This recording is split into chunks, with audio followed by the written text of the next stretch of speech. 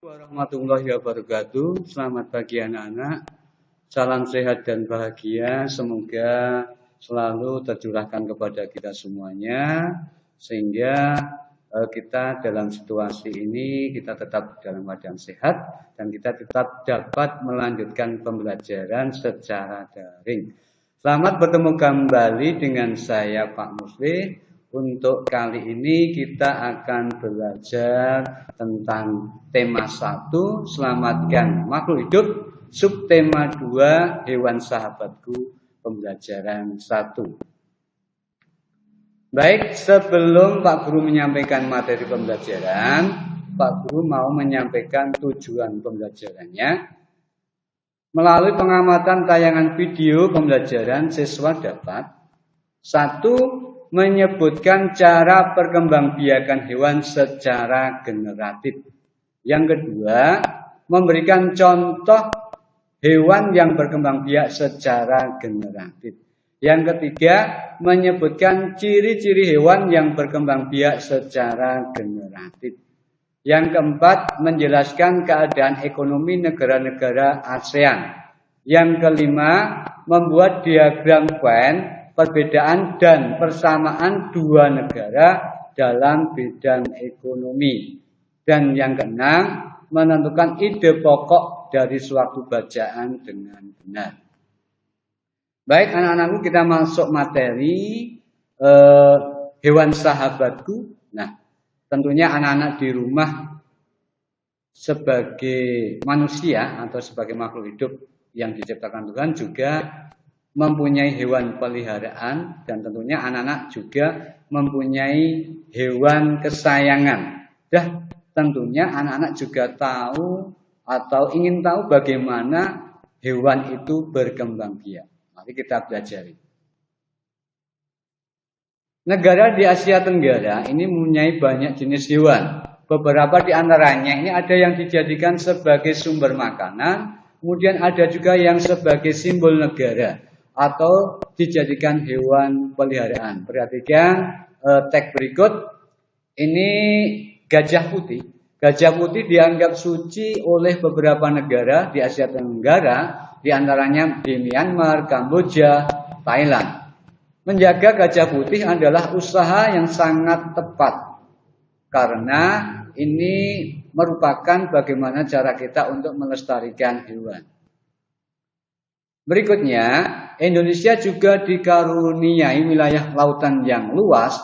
Ini lebih luas dari daratan. Hampir 70%-nya ini berupa wilayah lautan. Dan lautan Indonesia ini menghasilkan banyak jenis-jenis ikan. Di antaranya ikan tuna. Ikan tuna adalah salah satu jenis ikan yang paling banyak dicari oleh negara lain, seperti Jepang, Amerika Serikat, dan Uni Eropa. Jadi ikan tuna dari Indonesia ini sudah diekspor ke Jepang, ke Amerika, dan Uni Eropa. Kemudian yang berikutnya, hewan lain juga hidup di negara lain. Contohnya ini di Malaysia, ini namanya burung takur dahan. Ya, ini termasuk hewan yang dilindungi di negara Malaysia. Nah, untuk itu kita pelajari hewan sahabatku. Nah, seperti tadi yang saya sampaikan, di rumah anak-anak punya hewan kesayangan. Ini ada anjing, kemudian ada kucing, ada kelinci, ada angsa, dan lain sebagainya. Nah, ini gambar kelinci, kemudian ini gambar anjing, ini ada gambar badak, atau ini hampir tepatnya ini seperti gambar babi. Kemudian ya setelah tadi anak-anak mengamati jenis-jenis hewan yang anak-anak kenal, kita perhatikan, amati mana yang termasuk hewan langka, mana yang tidak termasuk hewan langka. Nah, ini termasuk hewan langka, ini namanya bekantan. Dia hidupnya di Pulau Kalimantan. Kalau yang ini kelinci, ini tentunya anak-anak sangat suka dengan kelinci. Kemudian kalau yang ini semacam biawak. Kemudian yang ini harimau. Ini harimau. Kemudian yang ini jalak Bali. Ini dilindungi di Pulau Bali. Nah, sekarang setelah anak-anak tadi memperhatikan dari contoh jenis-jenis hewan atau gambar-gambar tentang hewan, maka kita pelajari tentang perkembangbiakan hewan. Perkembangbiakan hewan ini ada dua, secara vegetatif dan secara generatif.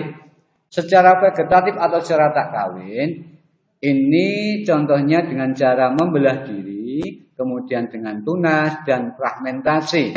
Kalau perkembangbiakan secara generatif, ini ada tiga, contohnya ovipar, vivipar, dan ovovivipar.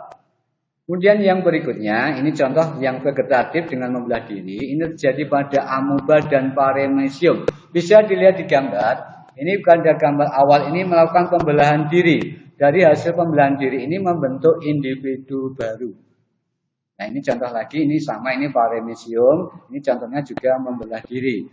Kemudian ini contoh yang tadi amoeba, dari awal ini sudah bentuknya satu individu, kemudian membelah jadi dua, kemudian dari masing-masing belahan ini membentuk individu baru lagi. Jadi amoeba dan paramecium itu berkembang biak dengan cara membelah diri. Kemudian yang berkembang biak dengan cara vegetatif yang kedua yaitu hidra. Hidra itu dengan cara tunas. Nah ini perhatikan gambar hidra.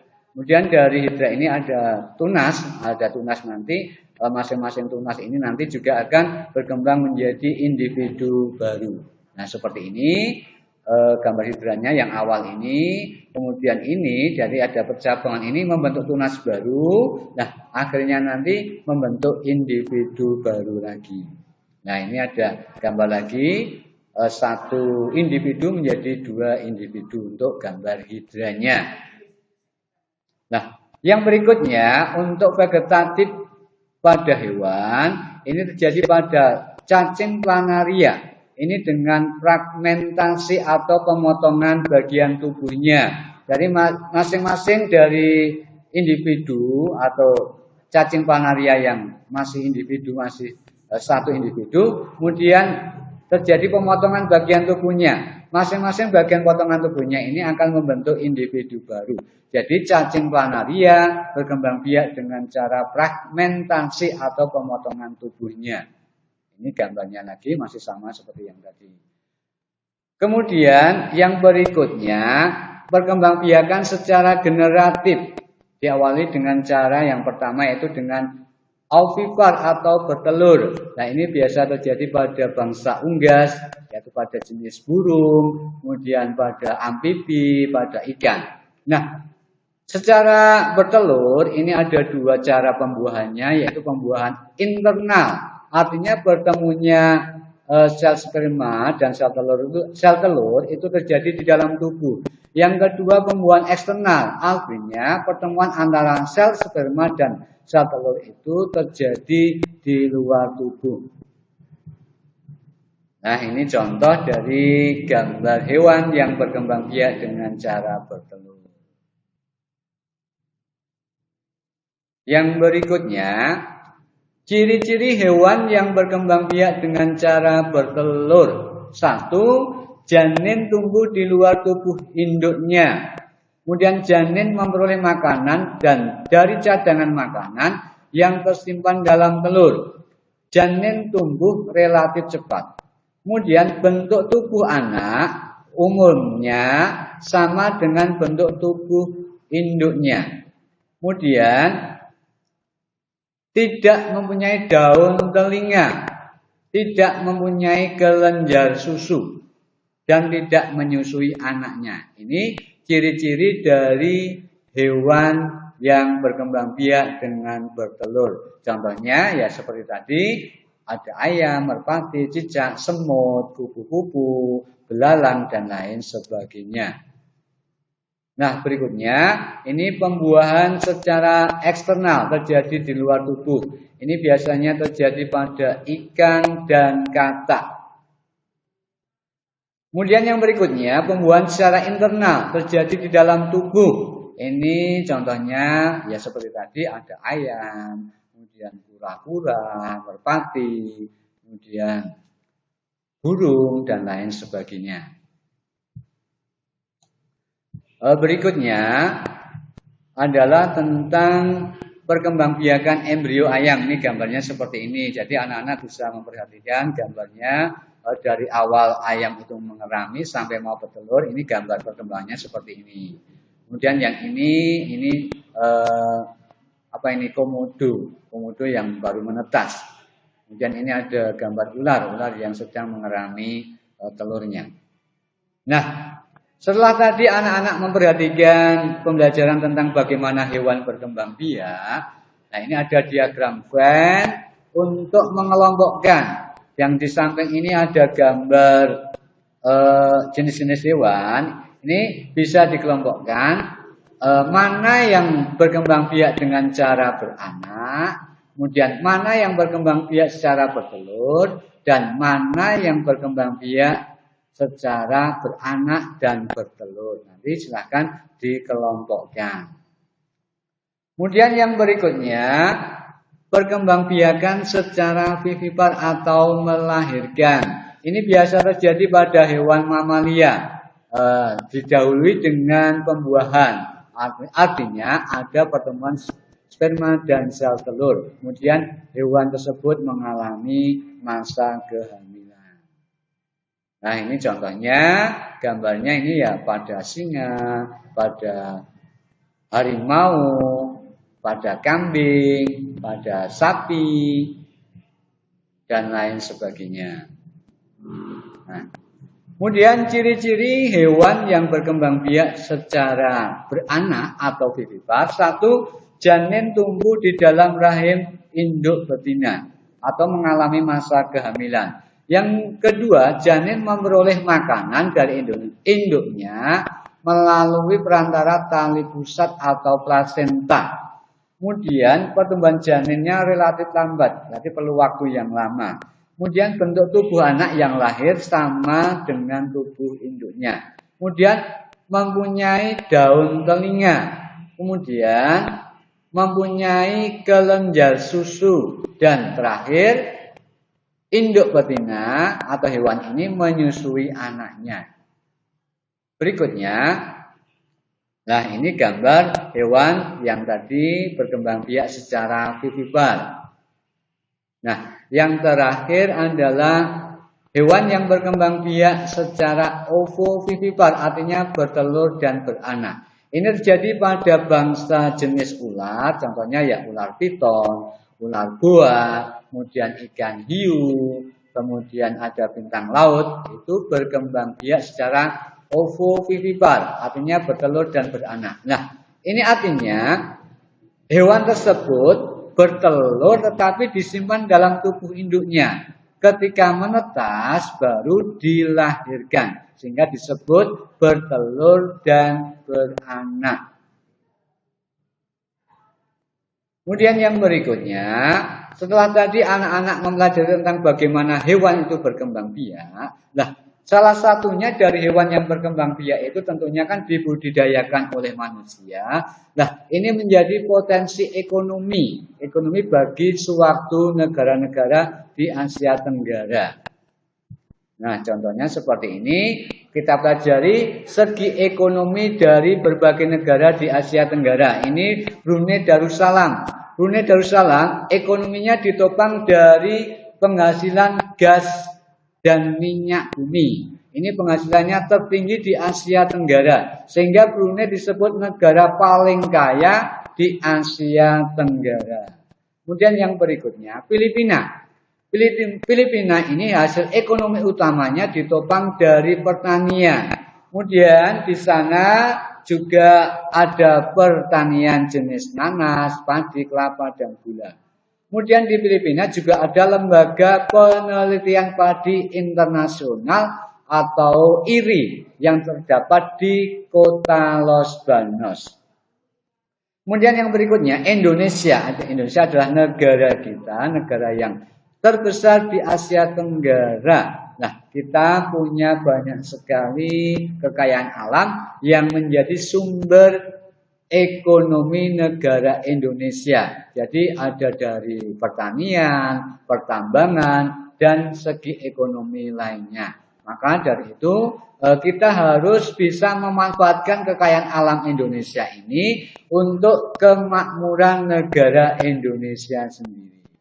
Yang berikutnya adalah Kamboja. Kamboja ini dialiri oleh Sungai Mekong. Nah, hasil utama di sana dari hasil pertanian, yaitu padi dan karet. Kemudian untuk Laos di sini juga dialiri oleh Sungai Mekong. Nah, di sana juga menghasilkan pertanian. Hasil utamanya juga dari hasil pertanian. Kemudian yang berikutnya Malaysia. Malaysia adalah negara tetangga kita yang hasil utamanya atau bidang ekonominya ini dari hasil pertanian, pertambangan, dan perindustrian. Malaysia dikenal sebagai penghasil pertambangan timah terbesar dunia. Kemudian Malaysia juga dikenal sebagai penghasil perkebunan karet tingkat dunia. Kemudian yang berikutnya adalah Myanmar. Myanmar hasil utamanya adalah dari sisi pertanian, perkebunan, dan pertambangan.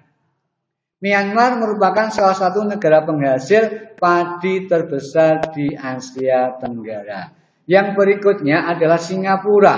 Singapura ini adalah salah satu negara maju di kawasan Asia Tenggara, sehingga Singapura ini disebut negara macan Asia di kawasan Asia Tenggara. Hasil utamanya dari jasa dan perdagangan. Di sana sangat maju sekali untuk hasil jasa dan perdagangan, terutama dari hasil industrinya. Kemudian Singapura juga dikenal sebagai negara transit teramai di Asia Tenggara, menjadi negara pelabuhan teramai di Asia Tenggara. Itu sisi ekonomi dari negara Singapura. Kemudian yang berikutnya Thailand. Thailand dikenal sebagai lumbung padi di Asia Tenggara karena di sana dialiri oleh Sungai Chao Phraya. Di samping itu, sektor pariwisata juga ini mendukung keadaan ekonomi di Thailand. Kemudian yang berikutnya di Vietnam. Vietnam ini juga dialiri oleh Sungai Mekong. Di sana ekonominya juga dari sisi pertanian, juga ada dari sisi pariwisata. Ini adalah pendukung ekonomi di negara Vietnam. Nah, anak-anak tadi sudah belajar tentang bagaimana hewan berkembang biak, bagaimana keadaan ekonomi negara-negara di Asia Tenggara. Tugas untuk anak-anak, untuk tugas IPA, 1. Sebutkan cara hewan berkembang biak dengan cara generatif dan berikan contohnya masing-masing 5. Misalnya, cara bertelur berapa contohnya? 5 contohnya. Kemudian cara vivipar 5 contohnya, cara ovovivipar 5 contohnya. Kemudian yang kedua, sebutkan ciri-ciri hewan yang berkembang biak dengan bertelur. Dan yang ketiga, sebutkan ciri-ciri hewan yang berkembang biak dengan beranak. Ini untuk tugas IPA-nya. Kemudian untuk tugas IPS-nya, silakan anak-anak melengkapi diagram Venn tentang perbedaan dua negara dari sisi ekonominya. Kemudian yang di tengah ini persamaan sisi ekonomi kedua negara. Jadi pilihlah dua negara, kamu bedakan keadaan ekonominya dulu. Jadi cari perbedaan keadaan ekonominya. Kemudian yang tengah ini cari persamaan keadaan ekonominya. Nah, ini silakan nanti dikerjakan di buku tulisnya. Kemudian ini pekerjaan ini untuk berlaku atau untuk dua hari, artinya untuk hari ini hari Kamis, kemudian nanti bisa difotokan besok hari Sabtu. Jadi tolong nanti silakan kalau sudah selesai sampai hari Sabtu, nanti silakan tugasnya ini nanti difoto dan dikirimkan kepada Pak Guru. Terima kasih anak-anak sudah menyaksikan video pembelajaran hari ini. Mudah-mudahan bermanfaat. Jangan lupa untuk subscribe, like, dan komennya. Wassalamualaikum warahmatullahi wabarakatuh.